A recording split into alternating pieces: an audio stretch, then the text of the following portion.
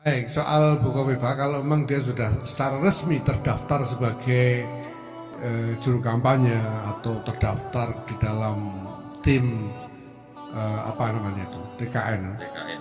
di dalam TKN tim kampanye nasional, kalau sudah terdaftar resmi maka dia harus nonaktif dari jabatannya sebagai ketua umum Muslimat NU karena Nahdlatul Ulama sudah menetapkan parameter dalam hal ini, yaitu bahwa pengurus-pengurus di lingkungan PBNU yang terlibat secara resmi di dalam tim kampanye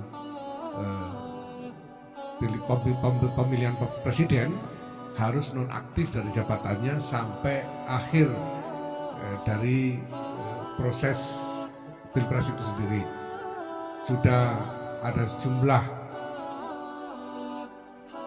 personil PBNU yang sudah nonaktif, dan ini termasuk nanti juga ketua-ketua badan-badan otonom di lingkungan PBNU, Muslimat, Ansor, Fatayat, Ibnu PBNU dan lain-lain. Apabila masuk sebagai secara resmi di dalam tim kampanye nasional itu, dia harus nonaktif dari jabatannya.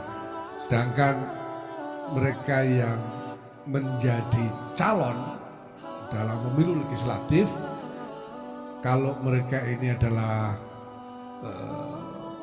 mandataris kepengurusan, yaitu ketua atau rois, harus mengundurkan diri dari kepengurusan. Jadi ada sejumlah ketua, misalnya ketua PWNU, kalau saya dan rois am jelas kami tidak menjadi calon apapun dalam pemilu ini, tapi ada sejumlah ketua wilayah dan ketua cabang yang mencalonkan diri baik sebagai calon anggota DPR di berbagai tingkatan dari berbagai partai, macam-macam partainya.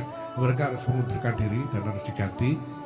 Kemudian ada juga yang mencalonkan sebagai anggota DPD juga harus mengundurkan diri dan harus diganti. Parameternya seperti itu. Maka kalau pertanyaannya soal Bukoviva, nanti kalau secara resmi, ya kalau sekarang beliau mengumumkan bahwa beliau menjadi juru kampanye, nah kita lihat kalau sudah resmi masuk di dalam tim kampanye, ya beliau harus nonaktif dari jabatannya sebagai ketua umum Muslimat. Dan sebentar lagi PBNU akan mengeluarkan SK dengan list yang rinci tentang para pengurus yang nonaktif maupun yang harus mengundurkan diri dari jabatannya karena keterlibatan di dalam pemilu.